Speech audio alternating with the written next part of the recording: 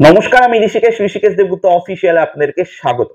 আপনারা জানেন, রাজ্যসভায় বক্তব্য রাখতে গিয়ে নরেন্দ্র মোদী নারীদের অবস্থান এবং মণিপুরে হিংসাত্মক ঘটনার পরিপ্রেক্ষিতে উদাহরণস্বরূপ সন্দেশখালী এবং আরেকটি ঘটনার বা জায়গার নাম না করে সেখানকার বিষয়বস্তুকে রাজ্যসভায় উত্থাপিত করে এবং সেই ঘটনাটি হচ্ছে চোপড়া বিধানসভার ঘটনা, যেখানে তাজিমুল ইসলাম বা জেসিবি নামে একজন তৃণমূলের নেতা একজন যুগলকে রাস্তায় ফেলে তালিবানি কায়দায় একগুচ্ছ কঞ্চি দিয়ে বেধড়ক মারতে থাকে। এই ভিডিও ভাইরাল হতেই পুলিশ স্বতঃপ্রণোদিত মামলা করে বসে এবং তারপরে তাকে গ্রেপ্তার করা হয়। কিন্তু গ্রেপ্তার করার পর যদি আপনি ভেবে থাকেন যে এলাকা শান্ত হয়ে গেছে, তাহলে ভুল করবেন। এখন এলাকাবাসীর অভিযোগ বা ওখান থেকে কান পাতলেই শোনা যাচ্ছে যে জেসিবির ভাই পুরো এলাকায় সন্ত্রাস বা ত্রাস চালিয়ে বেড়াচ্ছে।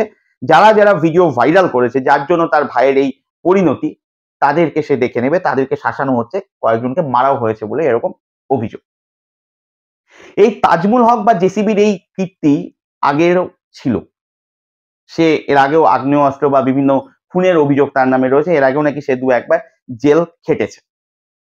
আর এই ঘটনাটি যখন চোপড়ার বিধায়ক তৃণমূলের যিনি হামিদুল ইসলামকে বলা হয়েছিল, তখন তার প্রথম ভাবটা এমনই ছিল যে এরকম তো হতেই পারে, এরকম এর আগেও হয়েছে, ওখানে সালিশি হয় আর জেসিবি এভাবেই সালিশি করে।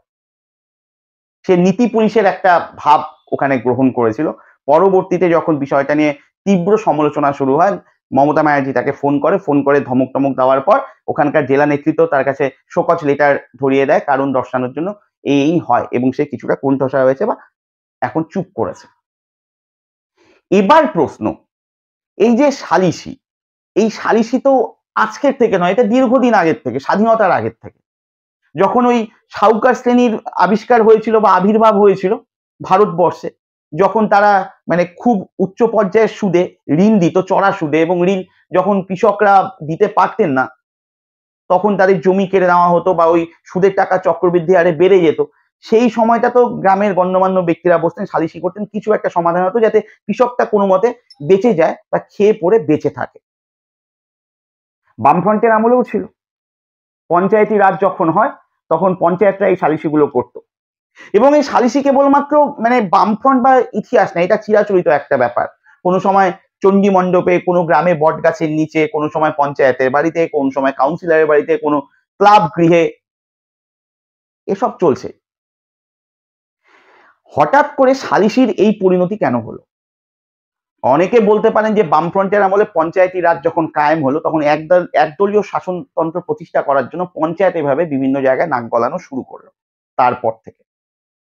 অনেকে এরকম বলতে পারেন যে 2001 সালে তাদের দলীয় যে চিঠি বা দলিল ছিল সেখানে বলা হয়েছিল সিপিআইএম এর নেতারা রেশন দোকান থেকে বাড়ি ভাড়া কারা আসবেন, স্বামী স্ত্রীর বিভিন্ন সম্পর্ক, সেগুলো নিয়েও নাক গলানো শুরু করেছে, যেটা খুব একটা ভালো বিজ্ঞাপন নয়। এই সালিশির অনেকগুলো উদ্দেশ্য রয়েছে, আর এখন যে উদ্দেশ্যটা রয়েছে সেটা মারাত্মক এবং ভয়ানক। এই সালিশিতে যাদের জন্য সালিশি করা হচ্ছে বা যাদের জন্য এই ব্যবস্থা বা বিচার করা হচ্ছে, তাদেরকে নিয়ে চিন্তা ভাবনা খুব একটা বেশি নেই বা তাদের বিষয়টা অগ্রাধিকার পায় না। অগ্রাধিকার পায় আমার ক্ষমতায়ন, এলাকাতে আমার যে প্রভাব রয়েছে, যে প্রতিপত্তি রয়েছে, সেটা যাতে অটুট থাকে, সেটা যাতে কোনো মতেই না কমে। এর জন্য এই জেসিবির মতো নেতাদের উৎপত্তি বা উদ্ভব হয়, যারা নিজেরাই বিচার করে, নিজেরাই সাজা দেয়। এবং আপনার পাড়ার এইসব নেতাদেরকে বাদ দিয়ে অন্যান্য গণ্যমান্য বা শুভবুদ্ধি সম্পন্ন ব্যক্তিরাও যদি সালিশিতে বসে বা মিটমাট বা মতামত আদান প্রদানের মাধ্যমে কিছু একটা সমাধান সূত্র বের করতে যায়, তাহলেও হবে না, তাকে লাগবেই।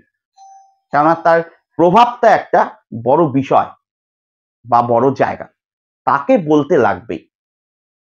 এই জেসিবির 2017 সালে উত্থান হয়েছে। এই জেসিবি একটা ছোট জায়গার নেতা, সেই জায়গাটা তার মতো করে শাসন করে। এর পিছনে বড় নেতার হাত রয়েছে। প্রত্যেকটা পত্র পত্রিকায় লিখেছে যে হামিদুল ইসলাম ওনার ঘনিষ্ঠ।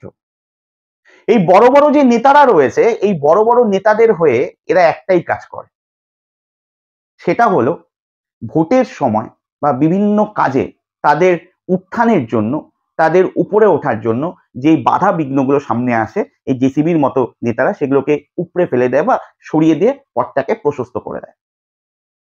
তার বিনিময়ে এই নেতারা কি পায়? এলাকা জুড়ে নিজের প্রতিপত্তি শাসন কায়েম করার একটা পন্থা, মানে যেখান থেকে কালেকশন হবে, এই জায়গাটা। এই কালেকশনের কিছু একটা অংশ আবার উপরেও যায়। দেখুন, সালিসির কি কোনো ভালো পরিণতি নেই? অবশ্যই রয়েছে। একটা সময় প্রচুর মানুষের সংসার এভাবে বেঁচে গেছে। প্রচুর শুভবুদ্ধি সম্পন্ন মানুষ, পাড়ায় প্রভাবশালী ভালো গণ্যমান্য ব্যক্তিরা এক জায়গায় বসেছে, বিভিন্ন সমস্যার সমাধান করেছে, বংশ পরম্পরায় পারিবারিক শত্রুতার অবসান ঘটিয়ে দিয়েছে। তো এগুলো নতুন কিছু নয়, কিন্তু সেই সব জায়গাতে উদ্দেশ্য একটাই ছিল, এই মানুষগুলোর যাতে ভালো হয়, যাদের জন্য সালিসি, তারা যারা একটা সঠিক সুরাহা পায় বা তাদের একটা সুন্দর স্বাস্থ্যবান জীবনযাপন হয়, তারা যাতে স্বাভাবিকভাবে বসবাস করতে পারে। কোনোভাবেই উদ্দেশ্য এটা ছিল না যে আমার প্রভাব প্রতিপত্তি বাড়াতে হবে, আমাকে নেতা হতে হবে, আমার প্রভাব দিয়ে চারিদিকে শাসন করতে হবে, আমার আইন চলবে, আমার কালেকশন বাড়াতে হবে। পার্থক্যটা এখানে হয়ে গেছে। এইসব ঘটনা যখন হচ্ছে চোপড়া নিয়ে, তখন আপনারা জানেন যে শিলিগুড়ি ফুলবাড়ি লাগোয়াতে এরকম বিবাহ বহির্ভূত সম্পর্কে দুজন বাইরে চলে গিয়েছিলেন। তারপর যখন আবার বাড়িতে ফিরে আসে, তখন সেখানকারও আবার নেতারা বা সেখানকার মহিলা নেতৃত্ব থেকে শুরু করে পুরুষ যেই হোক, নেতারা বসে তাকে শাসন করা হয় এবং শাসন করার পরে বা তাকে অনেকে বলছে মারধরও করা হয়। তারপর তার আত্মসম্মানে লাগে এবং ভদ্রমহিলা বিষ খেয়ে আত্মহত্যা করে। যখন ওখানকার পঞ্চায়েতকেও রিপোর্টাররা জিজ্ঞেস করেছিল কি হয়েছিল, তখন বলছে অন্যায় করেছে তাই শাস্তি দেওয়া হয়েছে। তো এই যে নীতি পুলিশি, এই জায়গাটা বন্ধ করতে হবে। মমতা ব্যানার্জি এমনিতেই ভীষণ ভীষণ ব্যতিব্যস্ত রয়েছেন, প্রশাসনের উপর ক্ষুব্ধ রয়েছেন। লাগাতার সোনার দোকানগুলোতে দিনে দুপুরে ডাকাতি হয়েছে, গুলি চালার ঘটনা ঘটেছে, বিভিন্ন জায়গায় গণপিটুনি দিয়ে কেবলমাত্র সন্দেহের বশে মানুষদেরকে মেরে ফেলা হয়েছে। তারপর আবার এই ঘটনাগুলো হয়েছে। 11 দফা পন্থা তিনি অবলম্বন করতে বলেছেন পুলিশ প্রশাসনকে, তাদেরকে নিয়ে বৈঠকে বসেছিল, যেখানে ভিলেজ পুলিশ, সিভিক ভলেন্টিয়ারদেরকে আরো বেশি পরিমাণে কাজে যুক্ত করতে বলা হয়েছে, সজাগ থাকতে বলা হয়েছে পুলিশ প্রশাসনকে, 24 ঘন্টা সাইবার সেলকে অ্যাক্টিভ থাকতে বলা হয়েছে, ক্লাবগুলোকে জনসচেতনামূলক প্রচার করতে বলা হয়েছে, পুলিশকেও জনসচেতনতামূলক প্রচার করতে বলা হয়েছে। কিন্তু একটা প্রশ্ন না প্রত্যেকের মনে ভীষণভাবে ভীষণভাবে বারবার খচখচ খচখচ করছে বা বিবেকের দরজায় বারবার কড়া নাড়ছে।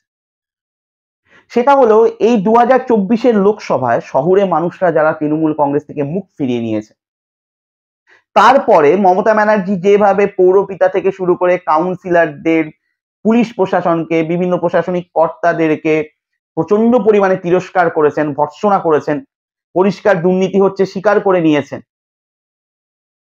সাধারণ মানুষ জানতে চায়, যদি এই ঘটনাটা না ঘটতো বা মানুষ যদি মুখ ফিরিয়ে না নিত বা এই ভোটের তাড়না যদি না থাকতো, তাহলে যদি মমতা ব্যানার্জি কোনো কারণে জিতে যেত, রেজাল্ট সব ওকে থাকতো, গ্রামের মতোই শহরের মানুষ দেখাল ঢেলে ভোট দিয়েছে, তাহলে কি এই সমস্যাগুলো নিয়ে কথা বলতেন উনি? এটা এক। দ্বিতীয় কথা, এই জেসিবি টাইপের যারা নেতারা,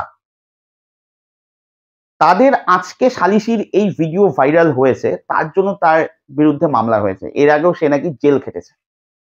আজকে যখন মমতা ব্যানার্জি বলছে যে দিনে দুপুরে সোনার দোকানগুলোতে যখন ডাকাতি হয়েছে, সেই ডাকাতদের সম্পর্কে ভালো মতো খোঁজ খবর নিতে হবে, তাদের চার্জশিট যাতে ভালো মতো গঠন করা হয়, খোঁজ রাখতে হবে তারা ঠিকঠাক শাস্তি পেয়েছে কিনা বা সাজাটা সে ঠিকঠাক পেয়েছে কিনা, সজাগ দৃষ্টি রাখতে হবে। তাহলে এই নেতাদের প্রতি কি সজাগ দৃষ্টি থাকবে না? এরাও তো ডাকাতির থেকে কম অপরাধ করেনি, বরং পারলে আরো বেশি করেছে। যে নবীন প্রজন্ম রয়েছে, তাদের মধ্যে যারা কোনোদিন নেতা হতে চায় বা তৃণমূল কংগ্রেসটা করতে চায়, তারাও ভাববে আমরা জেসিপি দাদার মতো হব, তাহলে আমারও এরকম একটা হাবভাব থাকবে। দেখুন, বামফ্রন্টের সাথে তৃণমূল কংগ্রেসের বেসিক্যালি একটা জায়গায় পার্থক্য হয়েছে এসব ক্ষেত্রে। বামফ্রন্টের আমলে গুন্ডাদেরকে তাদের কাজে কিছু এখতিয়ার বা কিছু সীমানার মধ্যে বাধা থাকতো, নির্দিষ্ট পারপাসেই তাদেরকে ব্যবহার করা হতো এবং তাদেরকে আবার ঘরে ঢুকিয়ে দেওয়া হতো বা বসিয়ে দেওয়া হতো। তৃণমূল কংগ্রেসের আমলে বেশ কিছু জায়গায় গুন্ডারা নেতা হয়ে গেছে। মমতা ব্যানার্জিকে এই বিষয়টাও দেখতে হবে। দেখুন, যতই রাজনৈতিক পরিপ্রেক্ষিতে হোক বা রাজনৈতিক স্বার্থ চরিতার্থ করার উদ্দেশ্যেই হোক, যে নরেন্দ্র মোদী আজকে মণিপুরের ঘটনার সাথে এখানে তুলনা করে এই ঘটনাটিকে সামনে আনার চেষ্টা করেছেন, তারপরেও ঘটেছে তো ঠিকই, এবং যেটা ঘটেছে সেটা ভীষণ বাজে হয়েছে। আপনাদের কি মতামত অবশ্যই জানাবেন। নমস্কার, ভালো থাকবেন।